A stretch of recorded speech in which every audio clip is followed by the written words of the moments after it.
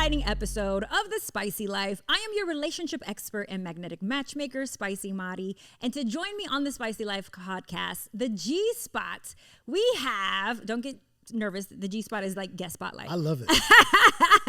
We have Dondre Whitfield in the building. The crowd goes wild. Let's go.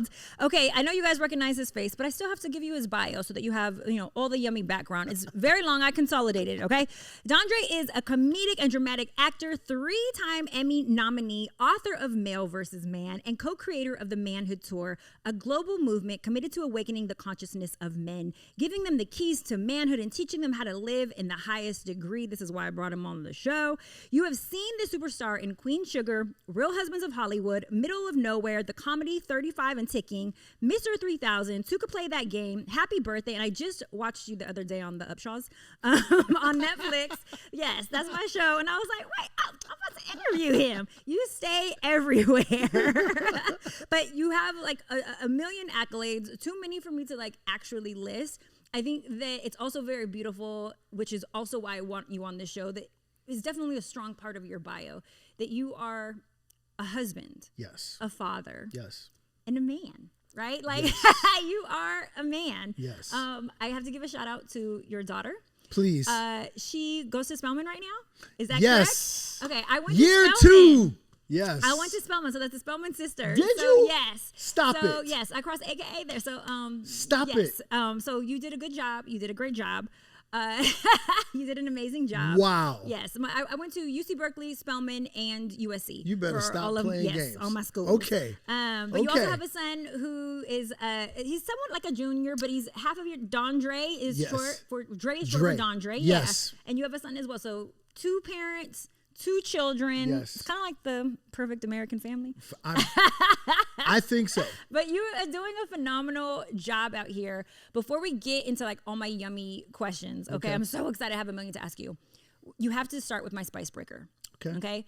When was the first time you fell in love with yourself? What was that moment? Describe it to me where you said, oh my God, I'm incredible. I fool with me. I rock with me. I'm dope. I love me. I think it was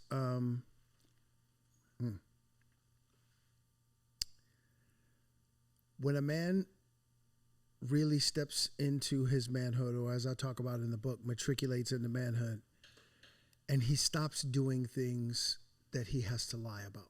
And when I finally got to that point in my life, that's when I said, yeah, I'm a star. It didn't have anything to do with my career.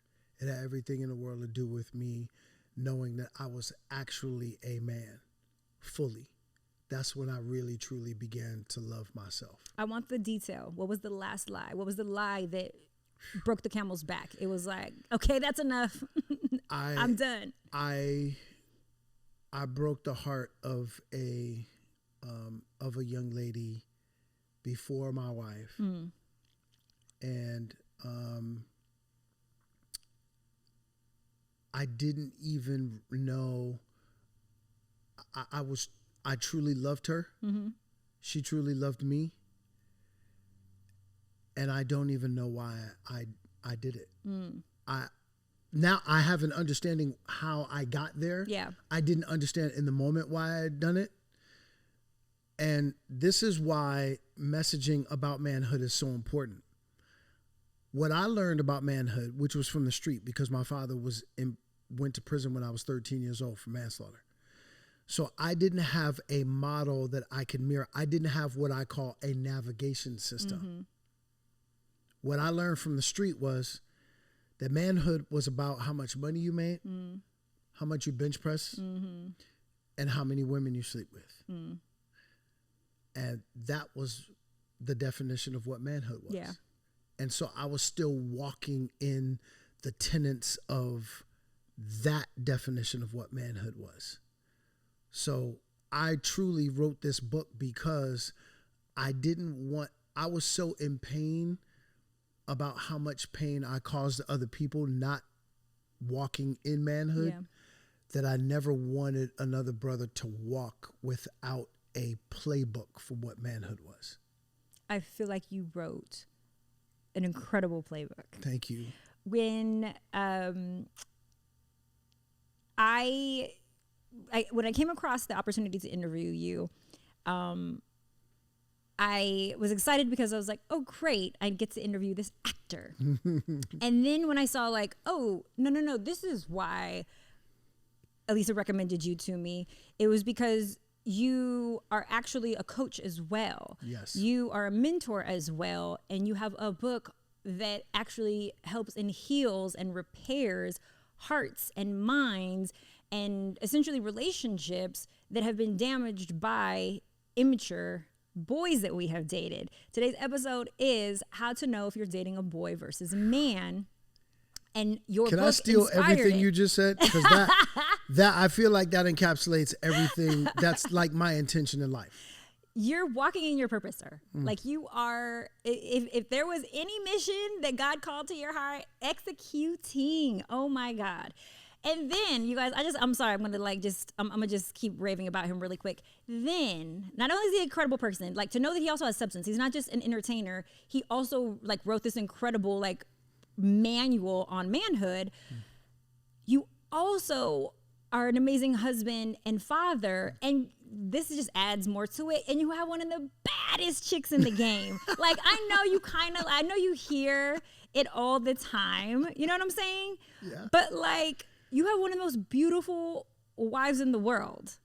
So it's kind of like, I don't know what the bigger reward is, walking in your purpose or having an incredible wife. Because I feel like, and yes, of course, the kids are like bonus. Yes. But I do feel like you married one of America's like heartthrobs. Like when we think about beautiful women, Sally Richardson is one of the most beautiful women on this planet, and you bagged her. I agree.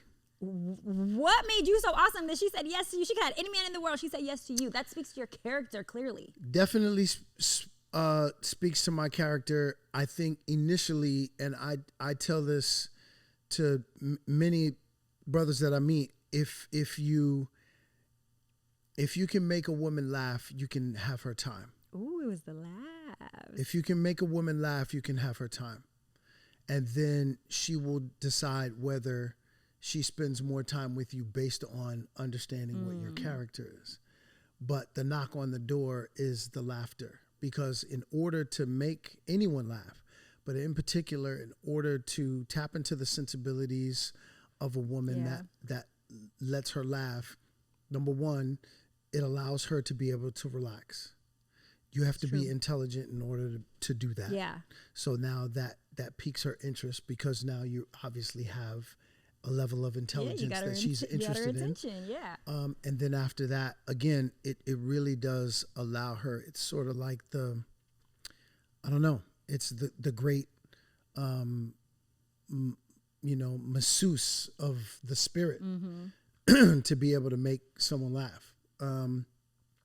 But if I weren't the kind of man that I am, I absolutely would not be able to be the husband of a dynamic woman like that. It takes every single manhood power that I have at my disposal in order to lead that house. And I say that people ask me all the time, who's the leader of your house? And I go, without hesitation, I am. And if my wife were sitting here, she'd tell you the same thing. Oh, I believe it. Yeah, because the reason why I'm the leader of our house is not because I tell anybody what to do. I show people what to do. That part. Right? So I have to be first. I'll give you an example. If there were a body of water, and let's say the body of water is dark, you can't see through the water. So you can't tell whether there's something in there that will harm you or not. If I said to you, Marty, I need you to go in that water and walk in there, and your apprehension is that you can't see through the water, you go, I'm not going in that water. Particularly if you're not a good swimmer, you don't know how deep the water is, right? True. But watch this. If I walk into that water and you see that it's only waist high and that nothing is happening to me while I'm standing in that water, and I say, Mama, come on. I will follow. Come with me. Yep. Right? I got to go first, though. That's the nature of a great leader. Don't tell anybody what to do. Show them what you want them to do. And if you do it dynamically enough, you won't have to tell anyone what to do. They'll just follow what you do. Oof, this is so important. So important.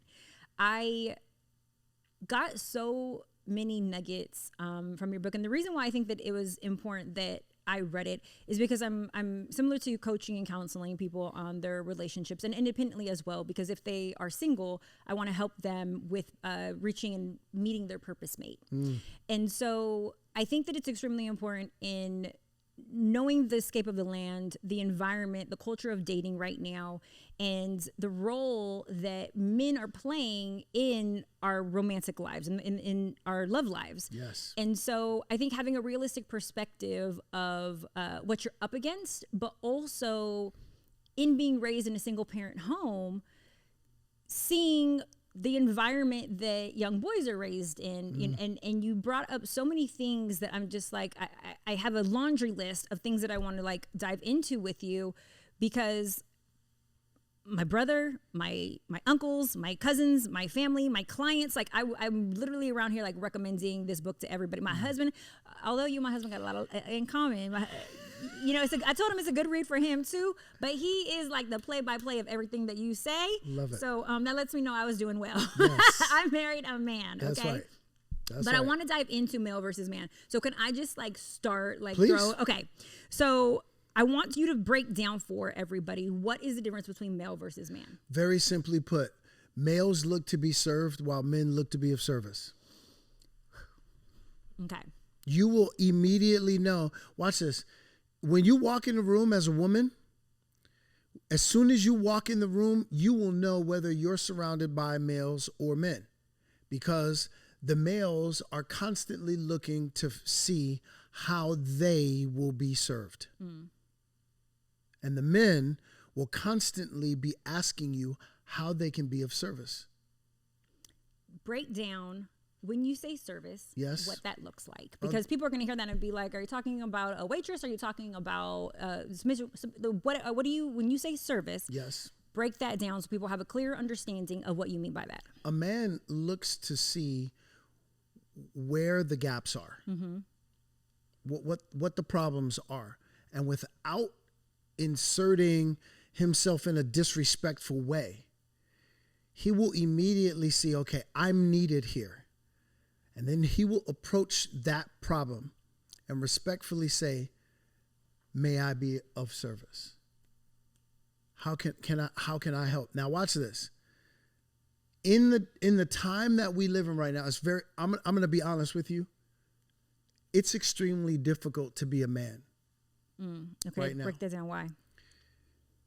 Because a man truly defines himself in his dedication to being of service, but we now live in a time where there's so much independence that your service will be rebuked often because it says to certain people that you somehow think that I can't do this on my own.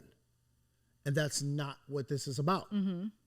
What this is about is that I have been created with the intention of being of service to not just my family, but to my community, right?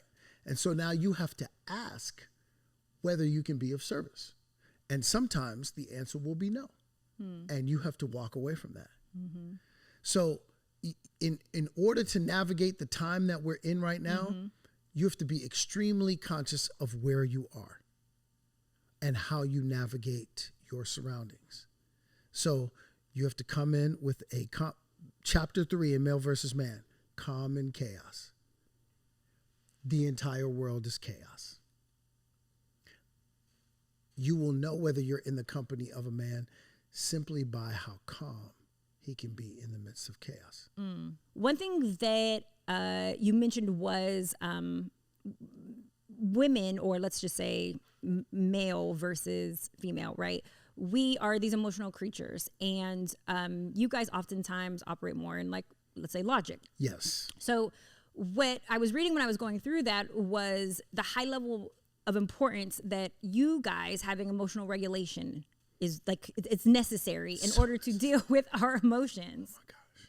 But you had mentioned that we have so many men being raised by single parents. So they're mirroring the way that their mothers are handling their emotions. Yes, ma'am. And I thought that that was like huge and vital because I see it all the time. Yes. But it's also scary because I know that there's a ton of women out there who have sons who want to make sure that they're raising their young little boys into men. Yes. But break down what are some of the things that they can be doing to help these young boys. This is so good. I'm literally, I have chills because this was the story of my mother. This was the story of so many women. So look, when I said that I wrote this book as a playbook for males trying to matriculate into manhood, I also wrote, the book is twofold. This book is also intentionally put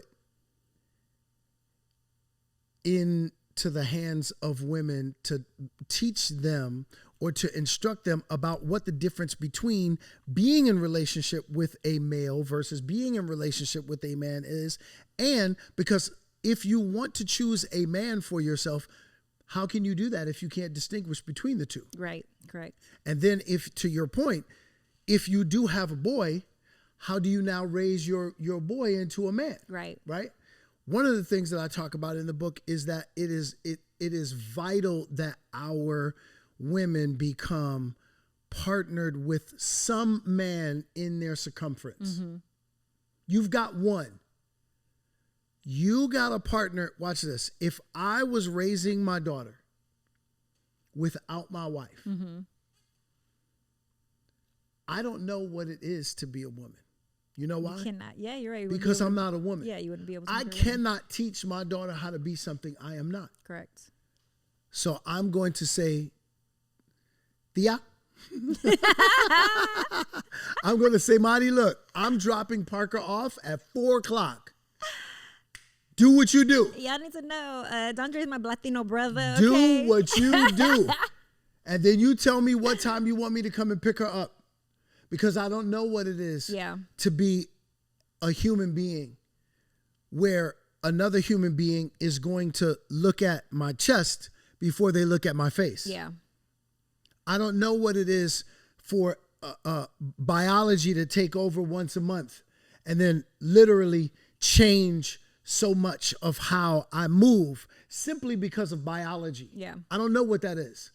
I don't know what it is to feel the ceiling that I feel because there are men literally running this institution from top to bottom. And how do I break that glass? I don't know what that is. Yeah. So I have to drop my daughter off and say, Marty, I need you to go ahead and go in and do what you do. So exposure. Right? Because my job is to give my daughter language that will either activate or deactivate the man that comes into her life. Yeah. That's my job as a father. So when we talk about this as it relates to our women and how important this is, it is really important that a woman who's trying to raise their boy into a man to get into partnership with a man and to say, hey, listen, I need you to teach him the things that I know nothing about. And we live in a time right now that's so dangerous for all of us because we are really in a time where we are trying very hard to institutionalize sameness. Mm. And that's a very dangerous thing. Why? There's a reason why we're different. A healthy child is going to need messaging of both sides. Yeah. You understand? Mm-hmm. It's vital. If I get messaging from one side, guess what? Now I'm at a deficit because I'm missing the messaging on this side. Even in my couples that I counsel that are same sex and they're raising a child, I get them to understand how important it is for their child to get the messaging of the other side. Yeah, to experience polarity. Without a doubt. Yeah. Because now it speaks to you being a human being that has languaging on both sides. Because whether you identify as one thing or another really doesn't matter. What matters is that you're going to be dealing with human beings that are on both sides of the coin. Yeah.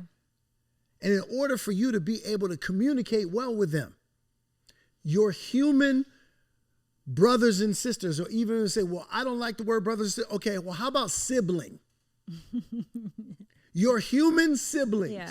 In order to communicate with your human siblings, you are going to need balanced messaging. Agreed.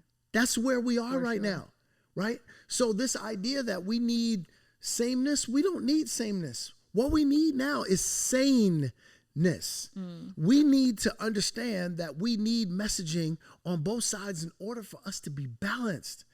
In order for us to look, I don't care whether I'm dealing with someone who's gay, straight. I don't care whether you identify as a man, a woman, a cat, a dog. It doesn't make a difference. I don't care what you identify as. At some point, you got to identify as a being that I have to communicate with. And in order for me to communicate with you, I got to be a balanced human being. One of the things that I got to slow down. It's a lot we have a lot to cover. It's a lot. I know. One of the things that I despise most is that I often have to be a black man before I'm a human being. I'm a human being. Yeah. I believe that God created me, and I don't mean to disrespect anyone for their beliefs. This is what I believe. I believe that God sent me here for a very specific purpose. My next book is on purpose. I'm writing a one-man show on purpose, about how to get to your purpose. We need that. Pain propels purpose. My purpose is to get males to matriculate into manhood. Why? How did you come to that? I just told you. I was 13 years old and my father went to prison for manslaughter. It's one of the most painful things I've ever been through. To be an elite junior athlete at baseball, basketball, football, and look up every game and not see your father. My son is 15 years old. He is never going to look up whether he's in first place or last place and not see dad there. Because what he has to know is that no matter what, my dad is immovable. He is always going to be there, no matter what. It's a blessing that he has you. Yes. But for women who don't, you're saying he needs to be exposed to a male figure, to a man. To a man. But I already know some of the moms listening, right? Or single women listening are going to say, well, I don't know any good men. I don't know anybody who I trust to expose him to. Yes. What do we say to that? It's virtually impossible for you to know no man that you trust to the degree that your son can gain wisdom from that man. It's virtually impossible. And what it does is, this is why it's so dangerous right now in our society. By virtue of the fact that a human being could walk around with a penis right now, almost labels him toxic. That's where we are right now. You have to literally prove that you are worthy as a human being right now. That's where we are right now. Where we are right now in society is, this is almost like, you remember back in the day the East Coast and West Coast, where are you from? I'm from California, San Diego. Okay. So you remember the big East Coast, West Coast. Yeah, I remember that. Right. So I grew up in Brooklyn, right? We rock NWA so hard in Brooklyn. Now, people in California, they don't know that. They don't know that. Why? Because there were things at play specific things at play. Magazines, television shows. The propaganda was that there was an East Coast, West Coast beef. Mm-hmm. There was none. There was none. Okay? But the messaging that we bought into. There's a beef. Mm-hmm. And then people bought into there's a beef. So we are buying into the beef of manhood, and they're not being good men out there. Women and men are at beef right now. Mm-hmm. There's a beef. We're being sold that every single day. Well, when we open up our cell phones on social media, you see it. It's plastered on it's there every day. It's plastered over it.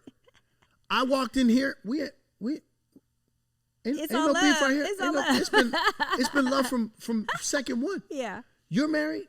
I'm married. Yeah. You're my sister. And we're able to I am celebrate your brother. that. Yeah. What beef? What are we talking about here? Right?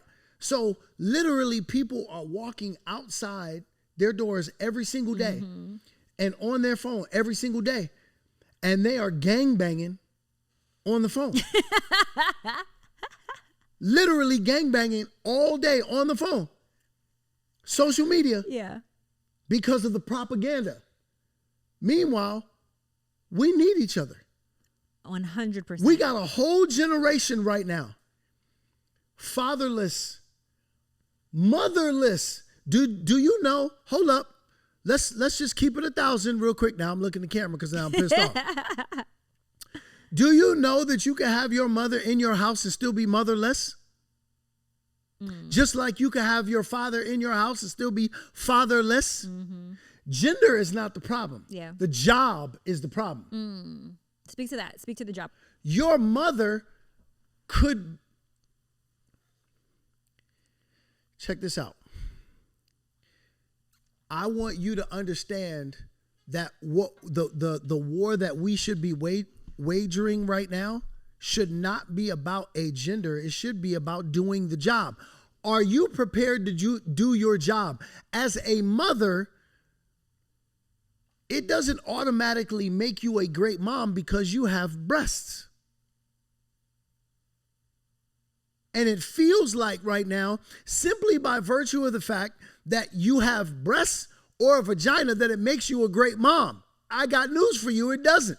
I think the idea, though, is if I stayed, that makes me a great mom. Guess what? Because he left and I stayed, I'm a great mom. It makes you committed, but it doesn't actually make you a great mom. You could be very well-intentioned but misinformed. I agree with that. Now watch this. Why did dad leave? There are a myriad of reasons why dad could leave. Now watch this. Let's also introduce biology into this. It's a lot easier for a guy. I'm not talking about whether he's male or a man. Let's just call him neutral. Let's just say he's a guy. We don't know whether he's male or man yet. It's easy for a guy to walk away from a child that he didn't house in his body for 9 months. For a woman to walk away from her child that she housed in her body for 9 months, something got to be seriously chemically wrong with her. Because that child literally is an extension of her. Mm-hmm. They had to cut an umbilical cord. Mm-hmm. It's an extension of self. So you could be very well-intentioned but misinformed about how to raise this child. And now you feel a bond with this child. Why? It was literally in your body for 9 months. They had to literally cut a cord. So we're not talking about gender now. We're now talking about job. And the fact that you stayed, I completely get that. Mm-hmm. But now let's also talk about what made these two people get away from each other. Sometimes a man could walk away from a situation because he feels like if I stay in this situation, someone's going to get harmed. Because sometimes there is a being who has emotions that may not be in check. right? And I've often said this to sisters, you got to be very careful about using warrior language with a warrior because you're going to get war. And I always say you can't outman a man. So when you enter into your masculine energy Period. and you want to go to combat with him, you're not going to win. Listen, we all lose. We all lose. Watch this. The quickest way, every woman has the ability to control every man that she comes across. Oh, 100%. Now you're talking my language. Okay. You know what it is. Because you strike me as a woman who understands, number one, yes, you do know that you can be independent when you need to be, but you're smart enough to be interdependent with your husband. Mm-hmm. But you also have the unique ability to use the features that you have as a woman to soothe the savage beast. Correct. I call my husband a dragon. I tamed the dragon. Oh my God, let me tell you something. Every woman understood that. This dude, now watch this. This guy literally is walking around all day fighting wars. When he comes home, anything that resembles what's happening out there, there's going to be a fight. This is going to be bad because he's been out there slaying all day. Nothing about home should resemble what's happening out here. And as soon as a woman does this, honey, you will literally watch your man go, yeah. Because all day long, he's been in this. Mm-hmm. So if you grab him here like that, you're going to get what he gave out there. But as soon as you lotion him, as soon as you calm down, you'll calm him down. But I think this is to the point also of, we mentioned the importance of a man having regulation, right? Yes. Him having emotional regulation. Yes. But a woman too needs to also have emotional regulation so that she can speak life into her beast, into her creature, into her dragon. This is why this is a partnership. This is a partnership, right? Yeah. We're actually supposed to do that for one another. Correct. Right? Now, I'm a master at it. But you shouldn't challenge my masterful skills. I shouldn't have to be a master at it at home. I have to be a master out here because I don't want to die at the hands of police officers. I don't want to die at work because I could be fired if I'm not a master at regulating my emotions. I shouldn't be challenged to be a master at it at home also. Yes, I have to put it in play, but I shouldn't have to be a master at it. I should get some assistance from my partner because she already knows what I've had to go through out here. So this should be a place where I get to actually breathe for a second because I've been a master at it out here. Like this is what it should be. Now watch this. I'm going to introduce a word that pisses a lot of people off. It's a trigger word. My favorite word. I already know what's coming. Go ahead. Submit. My favorite word. Submit. Our sisters will have, why should I submit to him? So watch this. A smart man submits to his wife often. Absolutely. A smart man. I submit to my wife all the time because I'm a smart man and I'm a strong man. See, watch this. If I'm already strong and I don't have to prove how strong I am, I'll submit all day. Why? Because I don't need to prove any of that to you. I'm already strong and I'm the strongest one in here. I'm the strongest one in here. No one in here is going to kick my ass. I'm the ass kicker in here. So I submit to everyone. Because I don't have nothing to prove. My wife is stronger in certain areas than I am. I'm going to submit to her because she has skill sets in this area that I don't have. I'm a smart man. I'm the leader of the house. My job is to put everyone in proper position. Mm-hmm. I don't have to be right. I just got to get it right.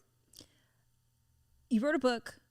You have a ton of experience, of course, firsthand in marriage and counseling as well. But what have you learned through your relationship about being a man? Because you didn't just come 100% prepackaged and No. Sally was like, yes, you're perfect.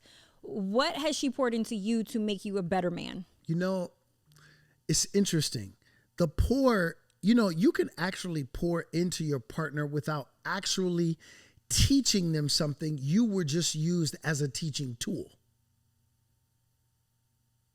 So my wife, by virtue of everything that she has been a tool sent to me by God to level me up.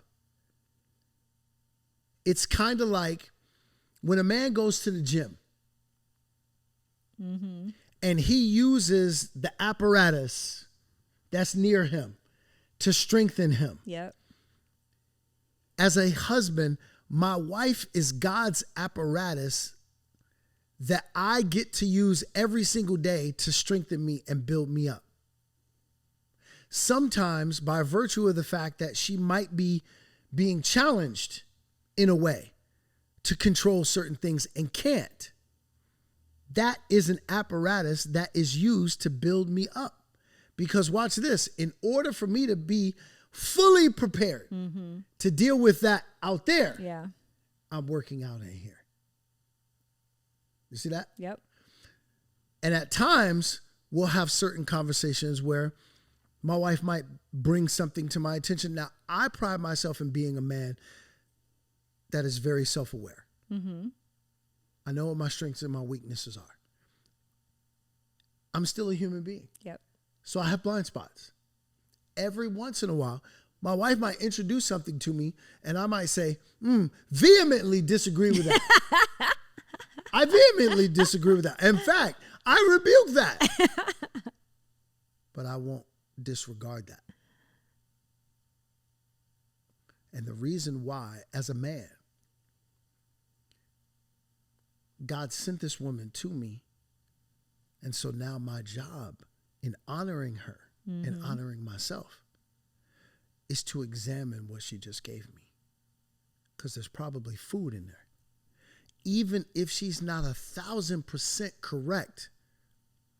My father-in-law, may he rest in peace, used to say, even a broken clock is right twice a day. How important is the approach, though, to get you to the examination part? Because we're going to have a bunch of people who are like, I tried that, and he won't examine, he won't listen. The approach part is the most important part. Okay, speak on it. The approach part is the most important part.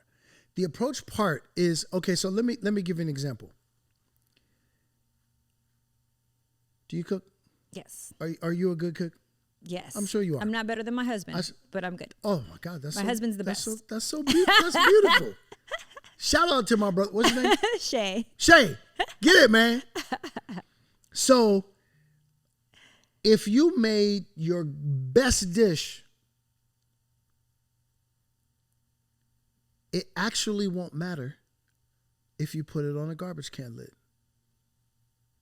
Because if you serve that to me on a garbage can lid, I'm not eating that. Okay, I'm seeing. Yes. You see me? I know where you're going. I'm not eating that, Mama. Yeah. Because you just gave it to me. Look at the presentation, right? I get it. Delicious. Yep. Nutrient dense. You're like, it's so good. Building me. I need it. I just went to the gym. I need protein. No, Mama. Because you just gave that to me on a dirty garbage can lid. Yeah. The presentation is everything. Yeah. We have inherited. This is what we need to, and I feel like, I don't know, maybe there's work for us together down the line, so like a couples retreat. You came on the show. I don't know. I'm It keeps 10 coming. steps ahead of you. I was only daring to just say it just now because it keeps like coming to me because I 10 feel steps ahead, you and brother. this you is caught, you caught so. up to my thought. We're on Okay, the so same here frequency. we go. We have inherited the skills that we got from our parents. Mm-hmm. Sometimes what we got to do is we got to repackage those for ourselves, Yep. for our partners, and then for our children. Yep. Because now we got to give them something that they're supposed to walk with, right? What many of us have learned was even though our parents, the relationships that we saw them in, was volatile. So now we learn that love is volatility. Yep. Now we learn that, you, because I don't have no time for that. Now we learn that love is dismissive. Yep. And now what we do is we emulate what we saw because this is my model that I mirror. So my job now is to go, oh, wait a minute. This is what I actually learned from my parents who I love. And they said that they loved each other, but loving someone does not mean that you actually know how to love them. Love is two things. It's an action, right? So it's a verb, Yes. but it's also the noun, right? So I feel that. That's the noun part, Yep. right? So I feel that because that's what love is. I love them. Well, what's the action part? Do I know how to love? What does it look like? I know What's how the to feel behavior? love, but do I know how to make love an action item? So the action item now is I need to give my wife this. Okay, babe. So I was thinking of something. Can I offer you something? That's the first thing. Oh my gosh. Whenever my wife, okay, brothers, here we go. My brothers, this is for you. We're getting the spicy tip. This right is here. for you. Here we go. My wife will come to me and she'll have something very heavy on her heart that she needs to share. I got to immediately identify whether this is a girlfriend conversation or a husband conversation. Here we go. Here we go. Brothers, listen. If my wife starts speaking with no segues, meaning she's running right through stop signs, she's just gone. Yeah, and then they so and so, and then so and so, and then and so and so, and so and so, and so and so, and then so and so, and so and so, and so and then so and so, and so and so. That's a girlfriend conversation. That's a girlfriend conversation, meaning she don't need nothing but to be Heard. So here's my part of the conversation. Whoa, what? Crazy. Right. I can't. What? That's insane. Whoa. That's what's stupid. What? That's great. Girlfriend conversation. If my wife says da da da da da, and then says so and so, I don't know.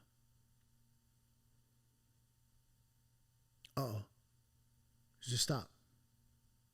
This might be a husband conversation. Babe, I just heard can I offer you something? I'm giving her an opportunity to say no. In fact, I want you to say no, so we don't have no problems. You feel me? No problems. But if she says can I no, offer you something? no problem. Can I offer you something? Can I offer you something? If she says yes, this is why God put me here. Because I'm a fix-it man. Because she's essentially buying into whatever advice or problem solving. She already knows you're I'm gonna about to go give her into. something. Yeah. So if she's willing to receive, she says yes. And I go, here we go. And so now I give, and my brothers give it quick. What I used to do, the biggest mistake, overtalk the point. You're losing your audience. Dude, get in there. You got to get in there and have a double Dutch conversation. Double Dutch. Get in, jump. Do your jump, get out. Afuera. You got to go. Don't stay here too long. If you stay too long, right? Yeah. Get in, get out. And then leave that there. Make your instruction like a seed. Plant it, water it, leave, let it grow. Because now she actually needs to have an opportunity to think about what it is that you're saying, to figure out how she can apply it. But if you're sitting there and you're over talking the point, she's just going to leave it alone just by virtue of the fact that she's turned off because you just over talked it. I feel like this is somewhat related to one of the points in your book that you had mentioned, or the way that you described a guy. I'm just going to use the word guy because I don't want to get tripped up between male versus man, okay? So I'm going to use guy. Guy. They are either a arsonist or a firefighter. Yes. Elaborate on those two. So good. Because I know I've dated some arsonists and I've also dated some firefighters, and I realized I thrive best with firefighters. So I want you to break that down. Yes.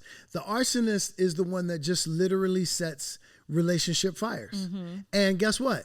To be honest with you, if we just be in let's keep it a stack. There are some people who actually like being in a relationship with arsonists because it's exciting. Mm-hmm. Fires are very exciting. Yeah. You ever see a fire like out there's a building out everybody's outside. Yeah. Everybody's outside. Like they've never seen a fire. Like, what's going on? Like you never saw a fire? Everybody's outside looking at the fire. Everybody's looking at how excited. This is so exciting. Adrenaline is rushing. People are running around. People are moving. It's moving stuff. Mm-hmm. It's dangerous. It's not good for us. But yeah, everybody's right there. Yeah. Everybody's right there. The firefighters come. They put out the fire. Nobody thanks the firefighters. The firefighter just made everything safe. The firefighter ran in there, pulled the people who were in danger out of that fire. Nobody said thank you to the firefighter. The firefighter actually made the environment safe. Mm. Everybody walked away from the firefighters. Can an arsonist, right? Let's just say an unhealed, what I refer to them would be like a wounded man. Yes. Okay? If an unhealed male. Yes. Can he become a firefighter? Absolutely. There's so much. I think I've always been at heart, I've always been a good dude. Mm-hmm. But I absolutely I told you, the street taught me. I absolutely had arsonist ways. Absolutely. A guy who is an arsonist can become a firefighter. Remember that pain propels purpose. So when he gets, can I dispel a myth real quick? Go ahead. So many women think that guys who create pain don't feel pain. Two things can be true at the same time. That guy who made life painful for you. It's in reaction to his pain. Yes. And watching you, who actually, he kind of like digs you, but he did something stupid that caused you pain. Mm-hmm. Secretly, he is in pain also. You just don't think so because, number one, you weren't allowed to see his pain. He never told you he was in pain. And you never had a big brother to tell you he's in pain. Mm-hmm. That guy is in pain. Want to know why? Because his intention is to actually be of service. It's wired into us in our DNA. We just don't know why we feel bad. So we go, oh, maybe I just need to go sleep with more women. Because the sleeping part, mm-hmm. the feeling part is a distraction mm-hmm. from my pain. So I go, well, I don't feel pain when I'm doing this because I'm distracted. So maybe if I do this more, maybe that's what I need to do. Meanwhile, he's in pain about doing it the way he's doing it, just doesn't understand, hey, if I stop this, maybe I can alleviate this pain. Mm-hmm. But now remember, it takes a really strong, big, thoughtful, forthright, traveled man to understand I got to go against the grain of all of the maleness that's in my community and my circumference. Mm-hmm. Because I'm going to go, no, I'm not going to sleep with a whole bunch of women. I'm going to actually pour into this woman right here. Now I'm going to make her my chick. My wife has been my girlfriend for 27 years. That's a long straight time. Up, okay? So like we've been married for 22 years, but we've been like rocking together for 27 years. Yeah, I remember. So this is my girl. Like at home, like, you know, hopefully my kids don't see it, but you know what I'm saying? Like upstairs, like, you know what I'm saying? Like, yeah. So in the house, my wife gets her husband, but upstairs she gets her dude. Mm-hmm. Like I'll take off my ring. Like, you feel me? Like we're not like, this is my chick. Like we get ready. Hilarious. We get ready to get it in. Ain't no husband here. I'm gonna give you your dude. You know what I'm saying? Yeah. So if we had brothers to understand that everything, there's a time and a place for everything. So you can be all parts the dude that you want to be in the confines of your relationship. There's a time and a place for everything. You got to be the man. You got to be the husband during this part. During this part. You can be the dude during this part. But somebody has to get you to understand that, and we're the best at compartmentalizing. We just need men to understand that we got to be trained to properly compartmentalize those parts of ourselves. The pain. Yes. So for the women who are dating right now, or they're in relationship with a man who is in pain. Mm-hmm. Okay. You spoke to, I think what you called them, the five pain languages. Pain languages. Lying, lusting, unforgiveness, yes, cursing, anger, sarcasm. Yes. Okay, as like 5 pain languages. Yes. I thought that was amazing because I really do think that we do express our pain in those ways. Like when we're communicating in relationship, it shows up in those ways. Definitely. But if you're in a relationship with, let's just say, an arsonist. Yes. How does that arsonist heal those wounds to then become the firefighter? So when you're sitting there and you're dealing with those pain languages, and you have, now this is kind of like, think about someone who's addicted to drugs, right? Mm-hmm. You got to hit bottom in order for you to say, I need help. Yeah. As much as people love you that are in your family, in your circumference, and they can say you need help, you won't receive the help until you hit that bottom and go, yeah, man, I got to make a change. Until that guy is tired of feeling the heat of his arsonist ways, he never gets to the firefighter. I was going to say, because oftentimes as women, we think, well, if I love him more, if I do more, if I serve more, absolutely if I'm not. softer, Watch if I'm this. all of these things. Actually, if you really want to help him, you'll leave him. If you really want to help him, you'll leave him.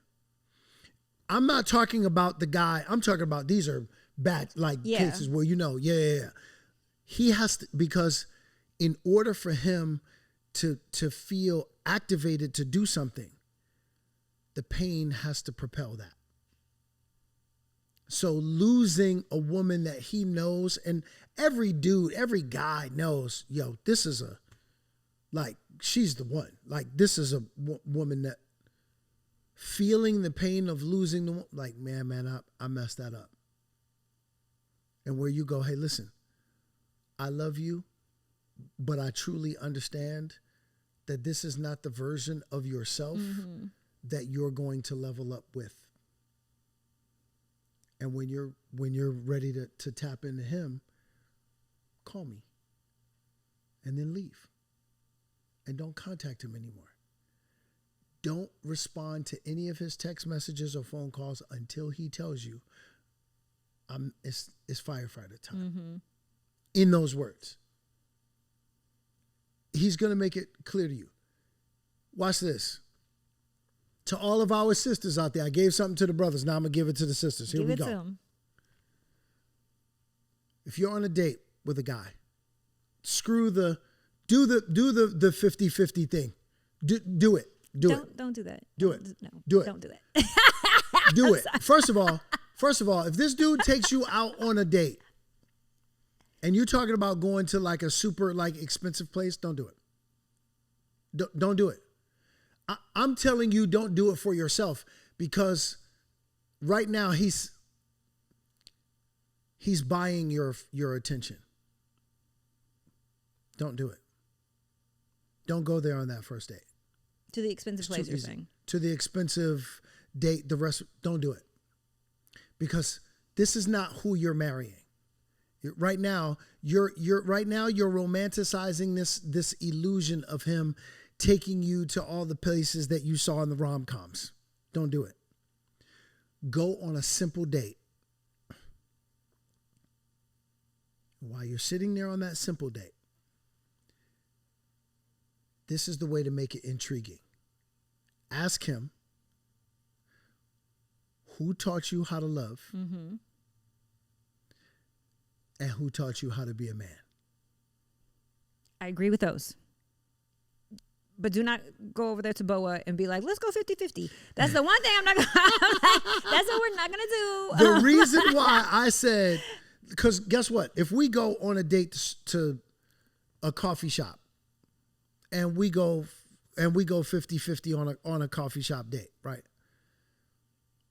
There's nobody has anything. Nobody owes anybody anything. Like, this is like going with a homie that like you trying to figure out whether you potentially doing something, right? Do we go further with this? Are we getting in this car together? Are we traveling together? Now, nobody owes anything to anybody. Now let's sit here and really get to the meat of what this is. Who taught you how to love? And who taught you how to be a man? A man is going to have a real answer for you. If that guy answers those questions, or is offended by the with question, this, yeah. or goes, what do you mean? Mm-hmm. If he hits you with, what do you mean? Check. We're good here.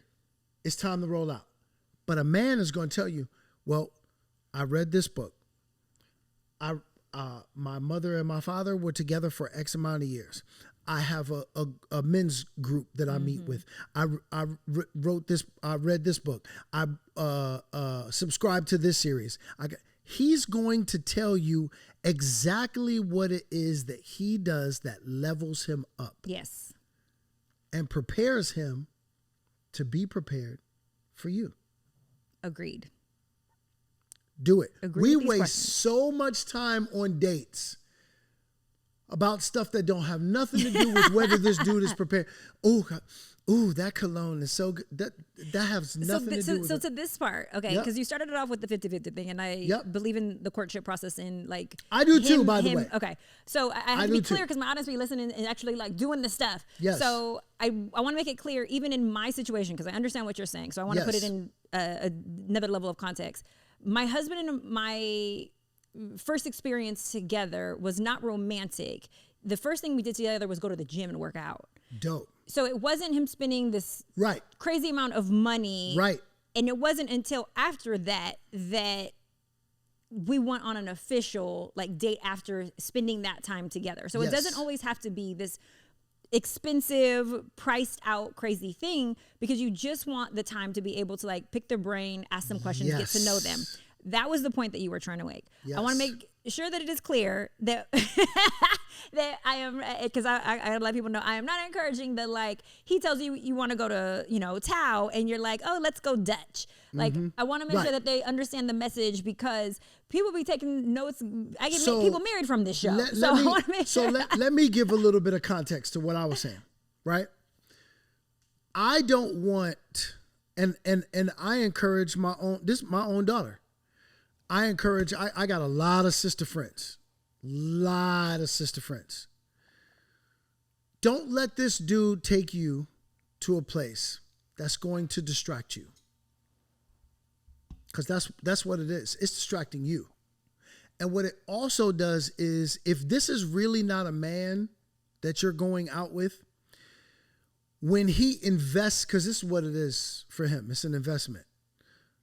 I'm buying this experience for you because at the end of this date, I want some snatch. I'm telling you what dudes do. Don't let this dude take you on that experience. Go on an experience that, if you're really looking for a husband, because guess what? Let's keep it 100. Some ain't looking for a husband. This is true.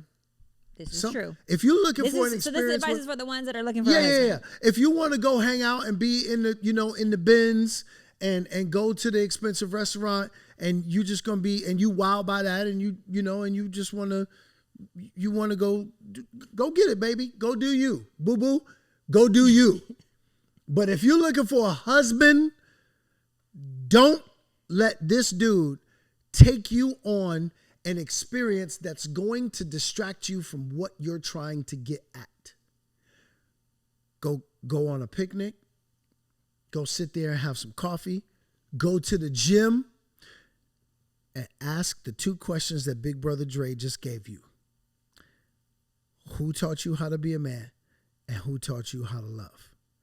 If you're looking for a husband, that's really what we're trying to get at. And once you get the answers that you need, that says, oh, we actually going somewhere, then let him take you on those dates. Because now you traveling with the right one. But if you're serious about having a husband, don't let that dude take you on the experience that's going to distract you from extracting the information that you need to get at ASAP. I'm telling you, because dudes out here with tactics. So I'm just giving it to you real. Tactics. Don't fall for the tactics. I didn't get to finish the question that I asked you earlier because I really want women who are listening in for their children. We mentioned exposing them if they're the mother of a son, exposing them to good men, which also is going to be work on the mother's part. If she doesn't have men who she trusts, there's relationships that she's going to have to build with her community to be able to find mentorship for her son or expose her son to good men. What are other things that single moms can do that are beneficial? And I know you lay it out like clearly in the book, but I just want some other additional things that single moms can do for their sons that are concerned about his rite of passage to manhood. Yeah, I think that being in an environment that gives him an opportunity to be with like-minded men, like-minded young men that are on the same journey, so that you can have that taken out of your, off your hands. So sports. Sports, right? Get him with a coach. Don't go for the, so many of our single moms want the coach that's just about winning all the championships because everybody wants to win championships. Figure out the coach that actually is interested in teaching your son life lessons by using the sport. So I coached my son's teams, baseball, basketball, flag football. I coached my daughter's fast pitch softball team and basketball teams. I used the sport as a way to teach my kids, and I call all of them my kids, to teach them life lessons through the sport. So to this day, moms come up to me where I coach their kids, and they still call me coach. They still call me coach because at the end of the day, they could call me right now and go, I need you to talk to Andrew. I need you to talk to Tommy. I need you to, and they know instantly I have his attention because what they got was a bonus father, right? And they got lessons of what it was like to be responsible, what it was like to be held accountable, what it was like to to be lovingly, but firmly held accountable in those ways. Those are some of the things that many of our young males are missing. And then I would literally, if I were a single mom, I would read books like Male versus Man together. Because it's like having, you know, in this case, it's me. It's like I'm the man that you're partnering with to raise your son. So sit there and read each chapter with him. So what did you get from that? What does that mean for you? What does that mean to you? Did you understand when Dondre said, be calm in chaos? Yeah. What does that mean? Yeah. What does that mean to you? And have a real conversation with him about it. He's got his ideas about what those things mean. I think what I appreciate about your book, because oftentimes I will reference and tell my clients to read The Way of the Superior Man. Yes. And I think the difference with your book, which I really appreciated, was the continuous biblical references. Yes. To where the Bible is like the code, you know what I'm saying? Like this manual. And so you're able to back up everything that you're saying with this is what it says in the scripture. I think you articulate the things in a great way where you're giving examples from an entertainment perspective. Like you're like, imagine this show, imagine this film, here's the script. And I think that's extremely entertaining. So we're engaged with the book. The other element is that I think that you, within the book, are telling how to do something, but it is not reprimanding. It is not cruel. It is not criticizing. It is extremely this is what we need. Yes. Here's the guidelines. Yes. And this is how you're going to hold yourself accountable to it. And so I think that men, women, they both need this book. And I highly recommend it for any single parents out there, mamas or, fathers or couples. Because I'm going to, even me being married and having the most incredible husband and father in the world, I'm still going to make my son read this book. And I think that reading it together is phenomenal. The other element that I really loved was the cultural references, because I think that there's not books written like this that are specifically also for and relatable to Black and brown communities. Yes. And so I think that being able to see ourselves in this and experiences that we have makes it extremely relatable and easier to digest, because you're referencing things that our culture is experiencing. And I think that dynamic, you know what I'm saying, coupled with the spirituality and all the other things is extremely important. So I'm grateful for it. I want to do a Spitfire game with you really quick where I'm going to ask you, is this a male or is this a man? Okay. A gentleman. Okay. He will not defend you to his mama and his friends. Male. He lets them talk bad about you. Male. Okay. He won't publicly post you or follow you on social media. Male. Okay. I said be careful. He will sleep with you, but he will not commit. Male. None of these are men, as you guys can see. He continues to lie and will not change behavior. Male. As soon as you said lie. Male. The lie is only serving yourself. Okay, I'm gonna switch it up. He listens to you and holds himself accountable. Male versus man. That's man. Okay. He affirms you and asks God in his decision making about you. Man. All day. All day.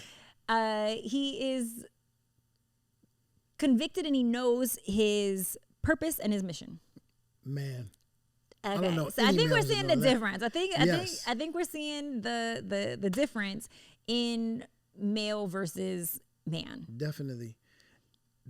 And I, look,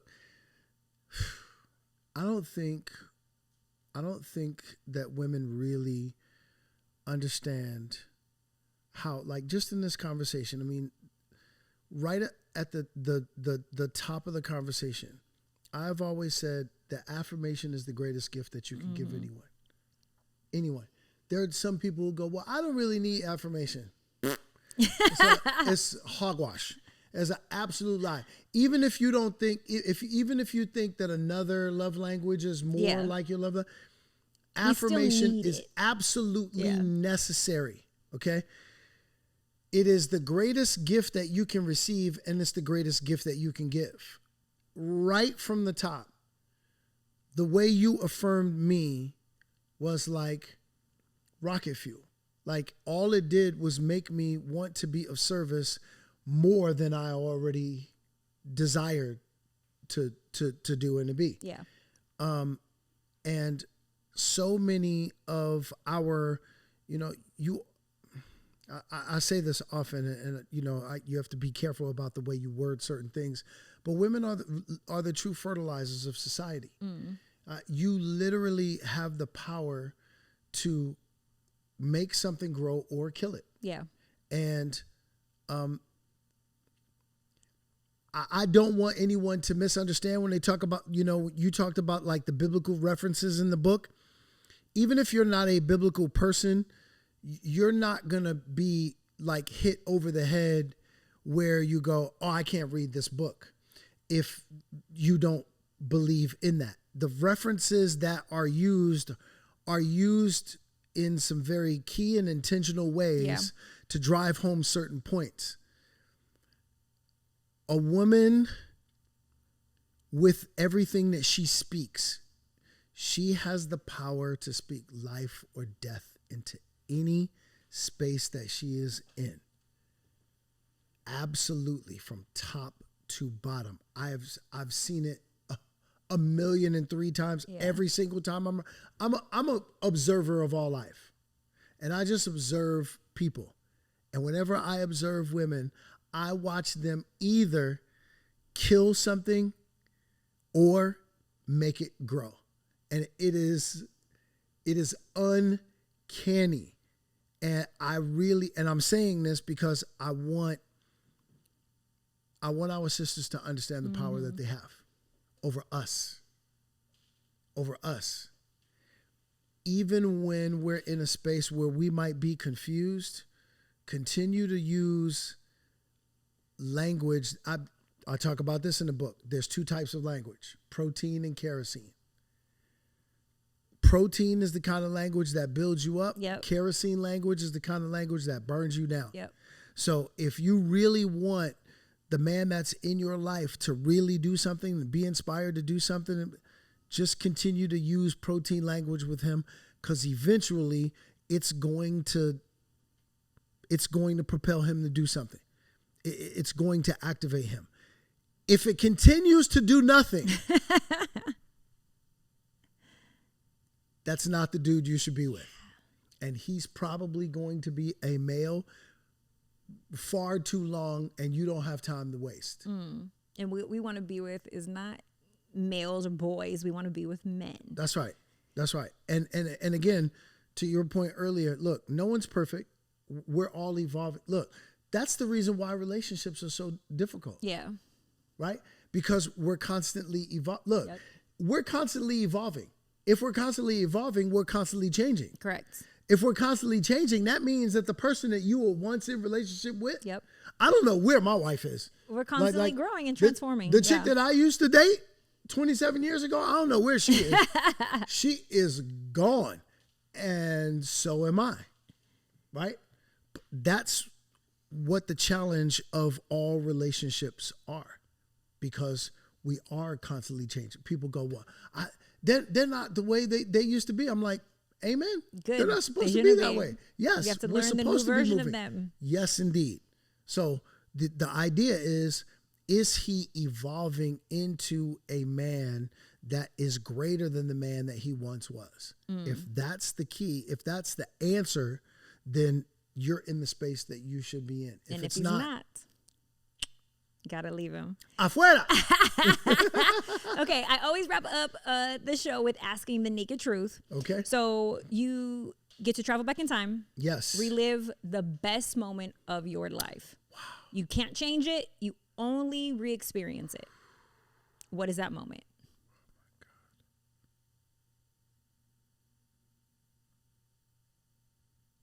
Wow. Only one moment. That's You get to re-experience it. That's the best moment. What is it?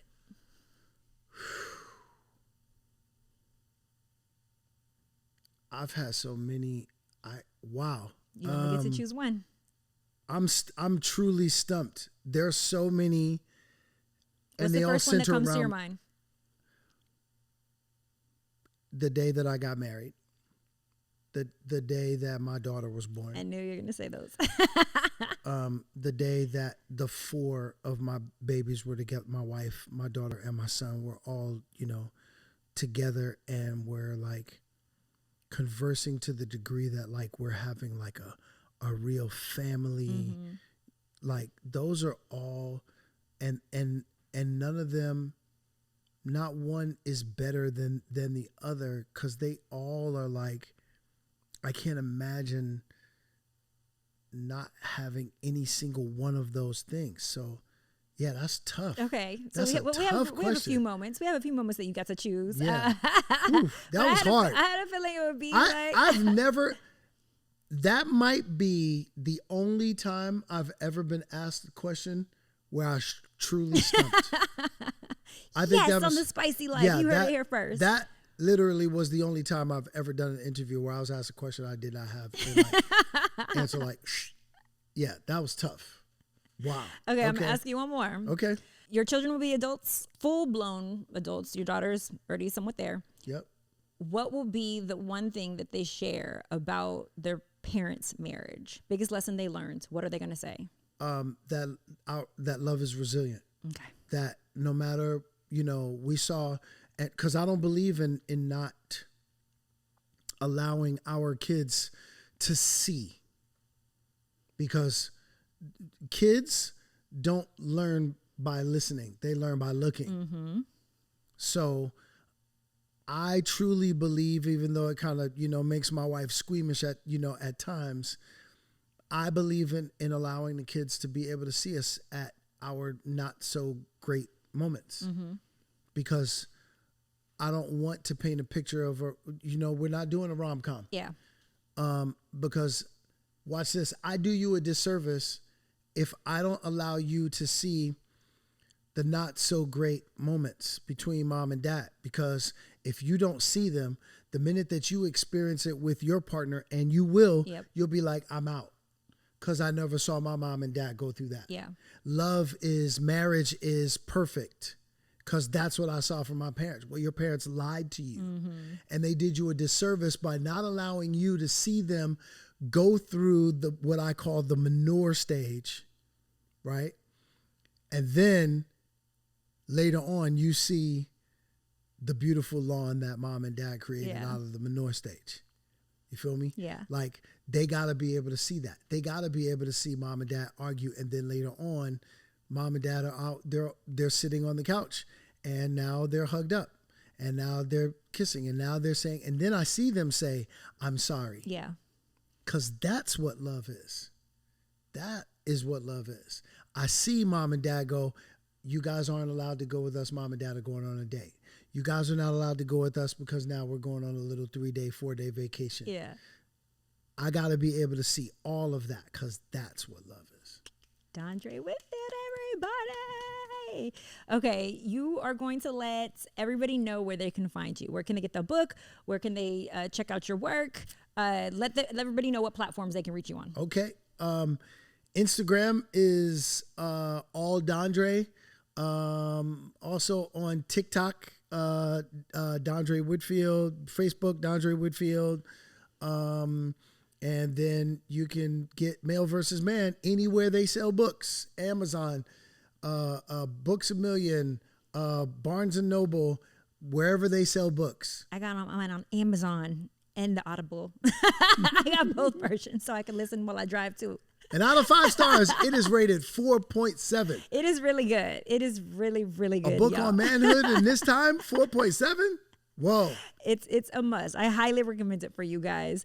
As always, you guys can play with my Twitter, stroke my IG at SpicyMadi, go to TheSpicyLife.com, schedule a consultation, click and subscribe, share this episode with a friend, and there you guys have it. You have just been spiced.